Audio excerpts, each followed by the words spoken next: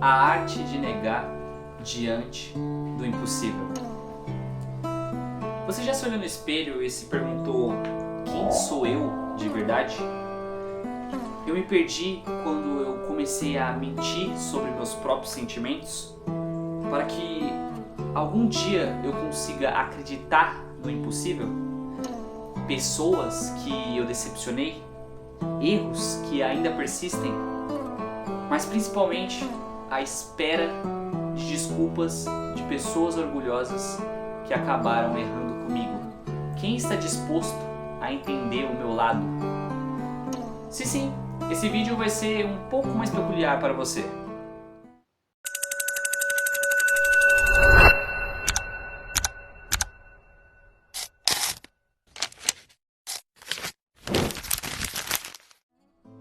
Olá, para quem não me conhece, meu nome é Eduardo e quem está disposto a entender o meu lado? É essa pergunta inicial que nos leva indiretamente a uma palavra muito complexa, chamada de dissimulação. A palavra é forte e complexa justamente por envolver dois mundos, o social e também o emocional. Dissimular, no sentido socioemocional, não é apenas esconder o que você sente, mas sim fingir ativamente um sentimento oposto do que de fato está sentindo, ou seja, esconder. No dicionário, dissimular ou dissimulação significa ocultar por um indivíduo de suas verdadeiras intenções e seus sentimentos. Hipocrisia ou fingimento. E no meu caso, e talvez no seu também, essa dissimulação acaba se tornando uma arte. A arte de negar diante do impossível. Ou, melhor dizendo, uma defesa pessoal completamente desesperada. Essa arte nasce como um escudo contra a dor de ser magoado, contra o medo de decepcionar e, principalmente também, contra a frustração de esperar por desculpas de pessoas que acabaram errando com você. Você começa a negar essa sua raiva, sua tristeza ou até mesmo a sua alegria genuína por simplesmente achar que ser invulnerável é a única forma de sobreviver aos problemas impostos pela sociedade e pela vida. Mas essa arte de negar, que eu tanto pensava ser a minha salvação, acabou de certo modo rapidamente se transformando na minha maior prisão. E é sobre essa prisão, o tal impossível que eu tentei alcançar, que vamos falar neste vídeo. Tá bom, Eduardo, mas afinal, o que seria esse tal impossível que eu tanto tô falando que buscamos para a nossa essência? Seria talvez uma vida sem dor? Seria ser amado incondicionalmente? Seria tentar achar um sentido para a própria existência? Bem, um filósofo que eu trouxe aqui talvez responda essa pergunta. Para Martin Heidegger, esse impossível seria basicamente a crença de que você pode se livrar de uma angústia existencial se apenas se conformar e simplesmente desaparecer no meio da multidão, ignorando completamente suas emoções mais intrínsecas, para simplesmente fugir de algum problema. Em outras palavras, Heidegger traz o conceito da vida autêntica, do seu livro Ser e Tempo. Este conceito que eu trouxe, ele é muito complexo e muito de difícil interpretação, justamente porque tem palavras que são pouco utilizadas e a dialética é difícil de entender. Mas com o tanto que eu estudei e o tanto que eu me aprofundei nesse tema, nessa vida autêntica, eu vou tentar explicar com as minhas palavras e tentar mostrar de uma forma um pouco mais lúdica o que seria essa vida autêntica para Martin Heidegger. Nessa ideia, Heidegger afirma que a maioria das pessoas não vive a sua própria vida, mas sim a vida do si. Tá, mas o que seria essa vida do si? Seria viver perdido nos outros. É quando você toma decisões e sente emoções baseadas no que se faz e no que se espera de você. Dizendo coisas como: se deve ser forte, então você nega a sua tristeza. Se deve evitar brigas, então você esconde a sua raiva. Se esperam que você seja perfeito, então você anula os seus erros. O si e o si. Quanto mais si você coloca na sua vida, consequentemente, mais inautêntica ela será, se tornando um reflexo, uma cópia do que o ambiente espera de você, para que o si aceite você.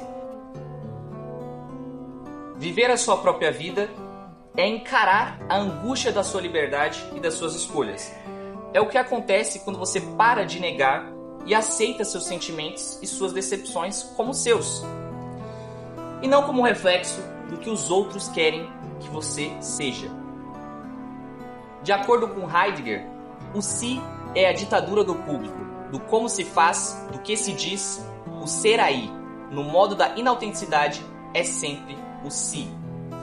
Ou seja, você é dominado pelo que se espera que você sinta ou não sinta na sociedade. A vida autêntica é justamente isso, a rebelião contra essa ditadura do público e do esperado. Escolher ser você mesmo que essa escolha seja muito difícil e não seja o que os outros esperam, é a melhor decisão. É parar de se desculpar por quem você é e tomar as rédeas das suas próprias decisões, sem culpar circunstâncias ou terceiros. Outro pensador que pode contribuir bastante para esse vídeo é, novamente, o filósofo existencialista Jean-Paul Sartre, dessa vez com seu conceito da má-fé. Para Sartre, no mundo que vivemos, existem apenas duas mentiras, a mentira comum e a má-fé. Na mentira comum, nós envolvemos duas pessoas, o mentiroso, que sabe da verdade, e o enganado, que acredita na mentira.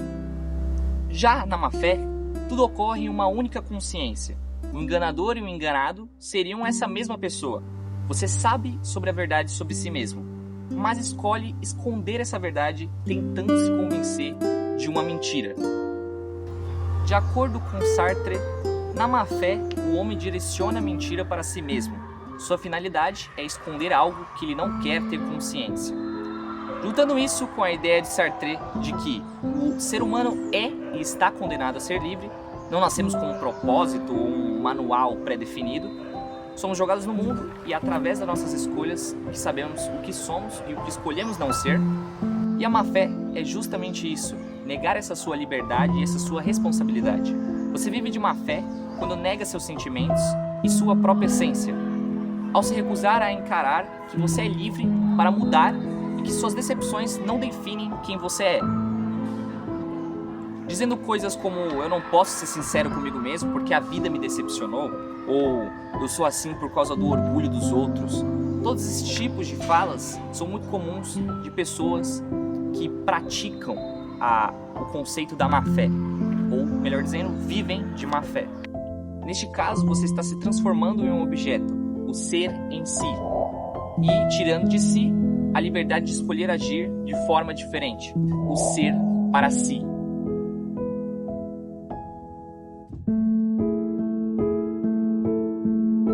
Diante a tantos problemas que a vida nos impõe, muitas pessoas, assim como eu, optam por escolher ou até mesmo criar essa própria arte de negar, convencidos que estamos nos salvando dos nossos próprios problemas.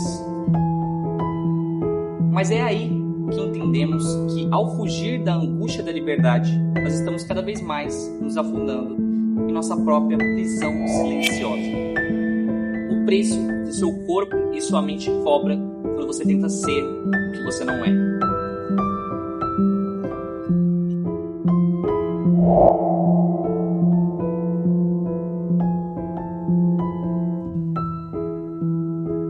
Existe um conceito geral psicossomático que traz essa ideia, chamado de somatização. O que não é escutado pela mente é somatizado pelo corpo. A sua arte de negar faz o seu corpo protestar silenciosamente contra si mesmo. Aquela dor de cabeça crônica ou aquela tensão muscular constante pode ser não apenas um cansaço, mas sim uma raiva reprimida que se transformou em um músculo travado, uma dor de cabeça ou simplesmente em um dia ruim.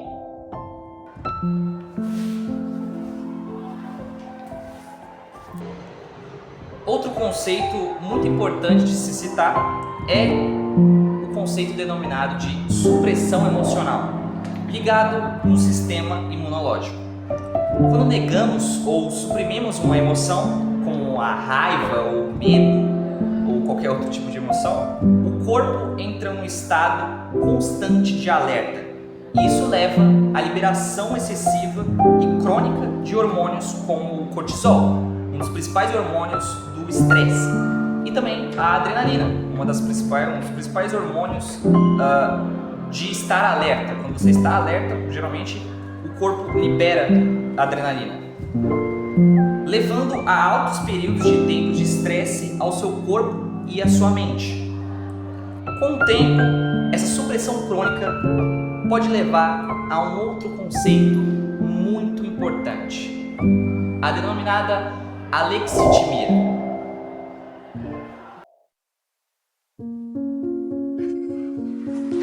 Bem, a alexitimia é um conceito também psicossomático, onde você perde a capacidade de nomear o que sente. Você nega por tanto tempo os seus sentimentos que, eventualmente, perde a capacidade de reconhecê-los. Isso reforça ainda mais a sua inautenticidade, pois você se torna incapaz de viver a sua própria vida autêntica. É o aprisionamento da sua própria consciência. Você sabe que está sofrendo, mas não tem palavras para conseguir descrever. Alexitimia.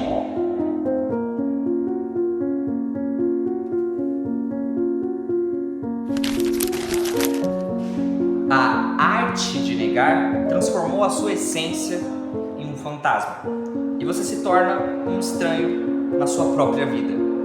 A farsa não pode se sustentar. O ser autêntico está batendo na sua porta. E é essa pressão que ele exerce que nos leva ao ponto de virada. Nós chegamos ao colapso. No ponto de virada, a arte de negar não falha por causa de um inimigo externo ou de um evento catastrófico. Ela falha simplesmente por esgotamento. Você pode enganar o mundo, mas seu corpo é o único diário que nunca poderá enganar. Tudo que se faz, tudo que se passa é registrado no seu corpo, na sua mente e principalmente na sua alma, ou melhor, na sua essência.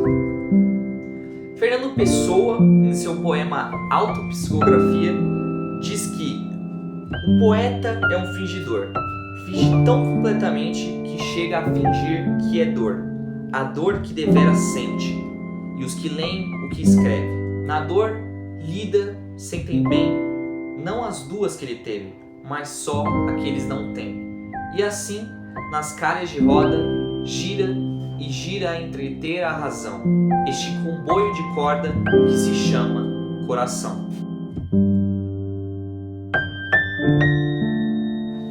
Dito isso, é nesse colapso, na dor mais absoluta, onde não há mais fôlego para a mentira, nem para o fingimento, que você se depara com a sua própria nudez existencial, por assim dizer. É o instante em que a má fé se desfaz em cinzas. Naquele caos, você não procura a aceitação dos outros, mas sim tentar entender o som da sua própria essência. E é ali que você faz a sua única escolha autêntica. E, pelo menos para mim, é a decisão mais difícil e talvez a mais corajosa. Eu me escolho. Eu me priorizo. Eu me importo.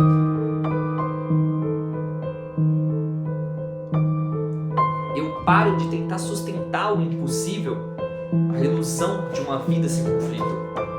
A luta nunca vai acabar, pois a vida continua a impor seus problemas. Mas a mentira sim. A mentira uma hora acaba. E essa é uma dolorosa liberdade.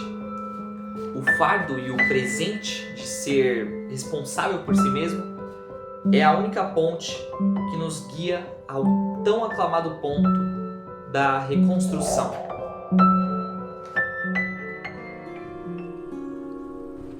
Como eu vivo uma vida autêntica? Como valorizar meus sentimentos? Como entender e sentir a complexidade das minhas emoções? A reconstrução é o trabalho de ser livre. É um processo contínuo de assumir a sua própria essência. Não é uma busca por perfeição, mas sim a busca por uma honestidade pessoal. Para entender melhor esse trabalho de reconstrução pessoal, eu trouxe aqui o conto de um gênio da literatura brasileira chamado Machado de Assis, no seu conto O Espelho. Neste conto ele observa que, abre aspas, cada criatura humana traz duas almas consigo, uma que olha de dentro para fora e outra que olha de fora para dentro, sendo a alma interna a que representa a verdadeira personalidade, os sentimentos e pensamentos íntimos, e a alma externa a que representa a projeção para o mundo, a imagem social, a reputação, a aparência que os outros vão ver, e entre outros. Pense nisso como a sua arte de negar, sendo a alma que olhava de fora para dentro. Ela vivia basicamente baseada no que os outros esperavam dela, no medo do julgamento, no medo dos erros. E a reconstrução seria a vitória da alma que olha de dentro para fora. É a escolha de que o seu valor, os seus sentimentos e a sua verdade são ditados por você mesmo. Você está assumindo o volante da sua própria essência. Enfim, eu sei que tudo isso que eu estou falando pode parecer muito teórico, mas resumindo muito, tudo isso é uma batalha diária.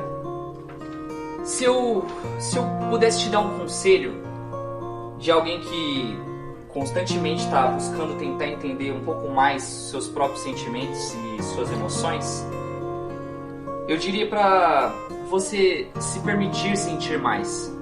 Tudo bem você dialogar durante horas falando o que você está sentindo. Nem que seja para você mesmo. Extravase, fale o que você está sentindo. Dissociar suas emoções acaba se tornando, de certo modo, viciante. Em meio à complexidade dos problemas impostos pela vida, é um conforto. É um conforto desconfortante. O que é uma situação desconfortável um dia, que você acaba guardando para si mesmo, começa a se acumular em mais um dia e em outro, e esses dias acabam virando semanas, e essas semanas acabam virando meses, e esses meses acabam virando anos.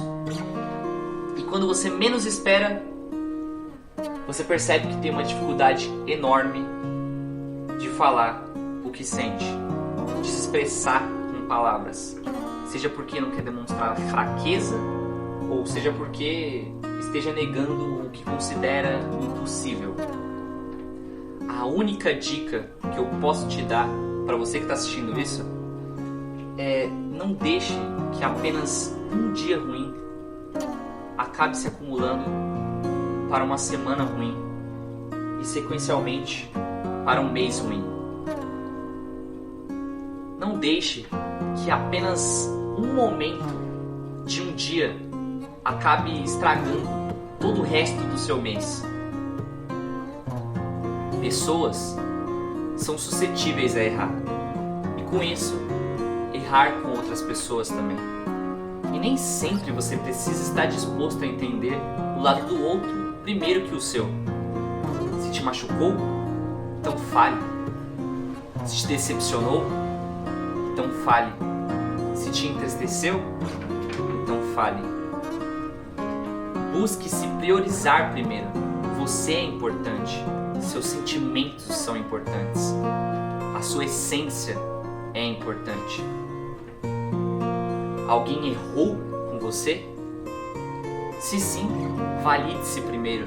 Seja honesto com o que está sentindo e aprenda com essa experiência, para assim também evoluir como pessoa também. A reconstrução é viver essa verdade todos os dias. Você vai errar, pessoas vão errar com você, Você vai sentir a angústia disso, mas ao fazer a escolha de si mesmo repetidamente, todos os dias, estará cada vez mais honrando a sua própria essência e orgulhando os seus próprios sentimentos. Deixe a arte de negar diante do impossível no passado, pois a única forma de ser autêntico e livre é assumir que o impossível não é o que nos destrói, mas sim a nossa tentativa desesperada de fugir dele. Assuma a sua própria essência e lembre-se, você é livre para sentir. A arte de aceitar diante do impossível.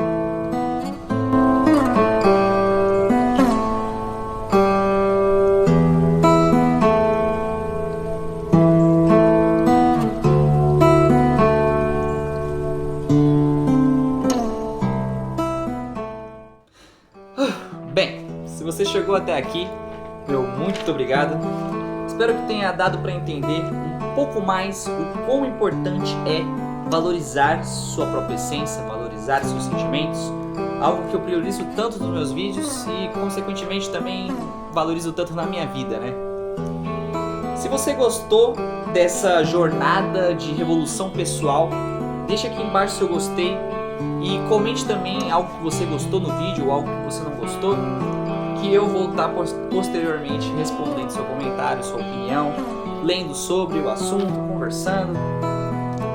Compartilhe também com algum amigo que talvez vá gostar de ouvir um carinha falando sobre sentimentalismo e que a cada vídeo tenta entender um pouco mais as suas próprias emoções e tenta repassar esse seu conhecimento para outras pessoas também tentarem entender um pouco mais o que elas querem, as suas próprias essências e sobre como valorizar um pouco mais a sua própria vida. E muito obrigado pela sua atenção.